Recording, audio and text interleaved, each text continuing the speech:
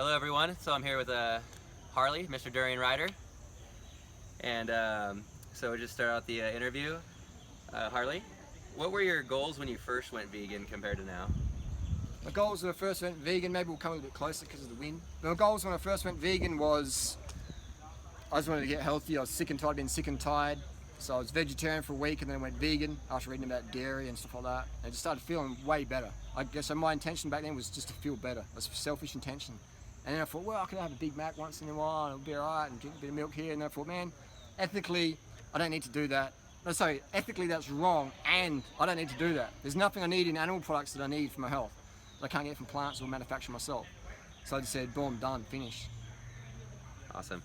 Looking back on your accomplishments in the vegan community, what are you most grateful for? Grateful for the internet. You know, the internet's been my ally, my tool to get the message out there.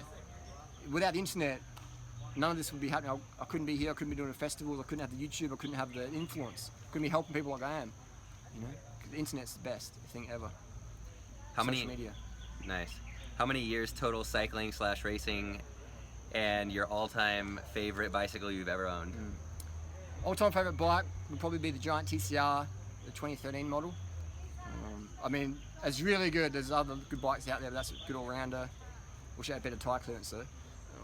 I started racing in December 1997, my first UCI license. I had a UCI license for about 15, 16 years, and I stopped bike racing because I was getting paranoid of breaking collarbone and not being able to do YouTube, so I just started doing running races. But I still do weekly bunch rides, fast bunch rides typically in Wem and Adelaide, safer ones. Awesome. You ride with a lot of pros. Who's your favorite all-time pro that you've ridden with? Favorite pro, used to be who was the best, who was the fastest, and now it's like who's the most down-to-earth. There's a few of them.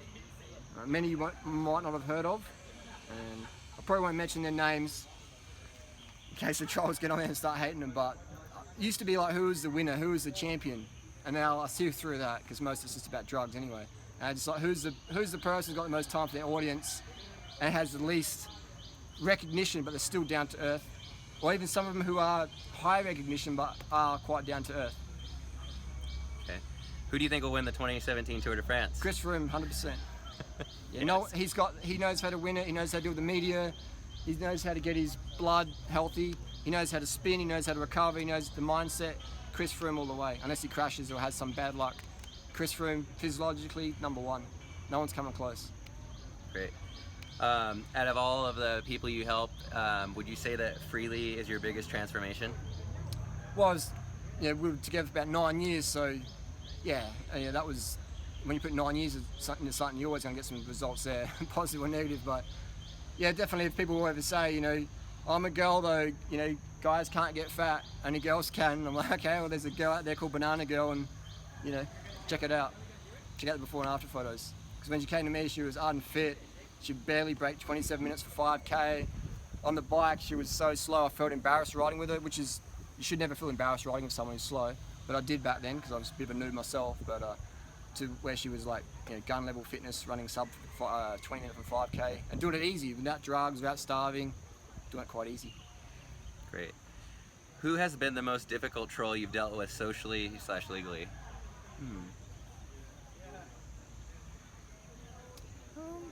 There's a lot of them, and I don't know, they've all got their special place in the troll directory.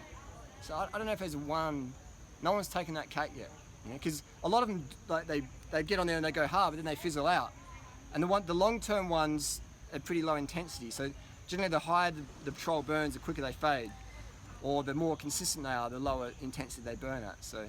But trolls are good because it keeps you relevant. If no one's making videos about you, or if there's no drama or controversy, you aren't forgotten about like that in today's world. You are really forgotten about. Even if you're like the most stunning, 25-year-old Russian female model who's just like next level aesthetics, you're forgotten about pretty quick over a girl who doesn't have your aesthetics, but she's got a lot of drama around her name, or controversy, or notoriety, or infamy. So the trolls keep you going.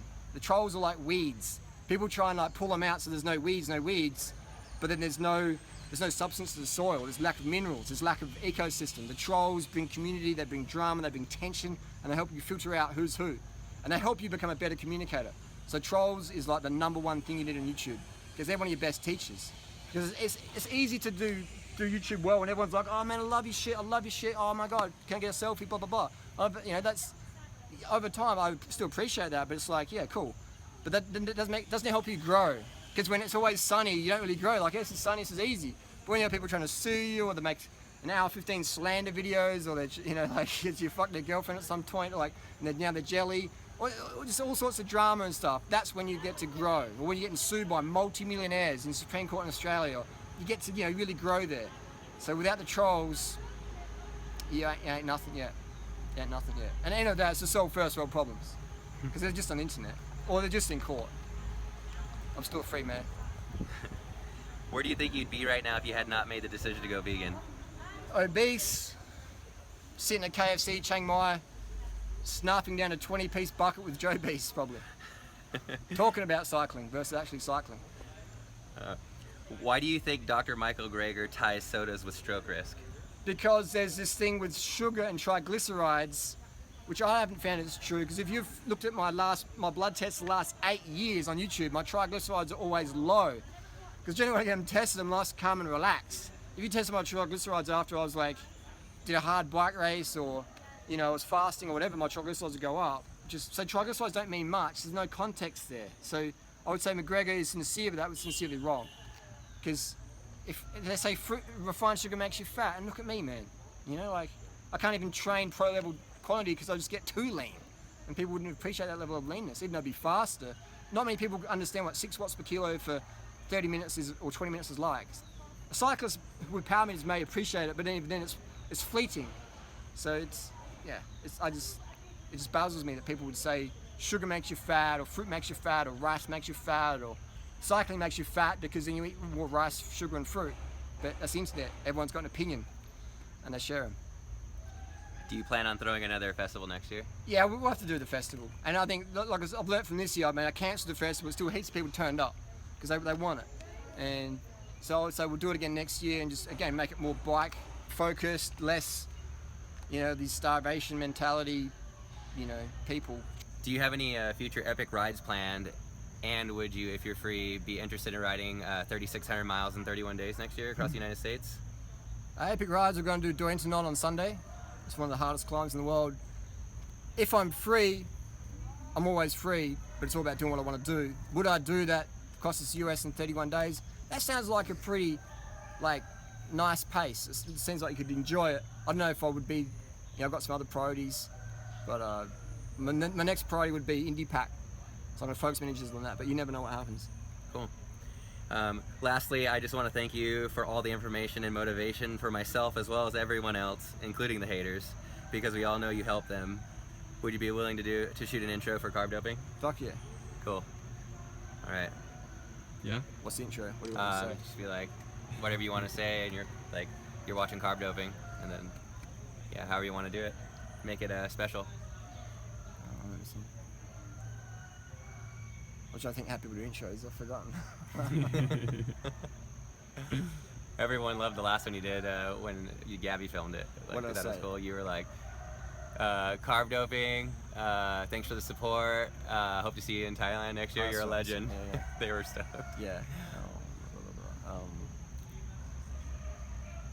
You're watching the Carb Doping channel. Carb the fuck up. Get it fucking done. Stay humble.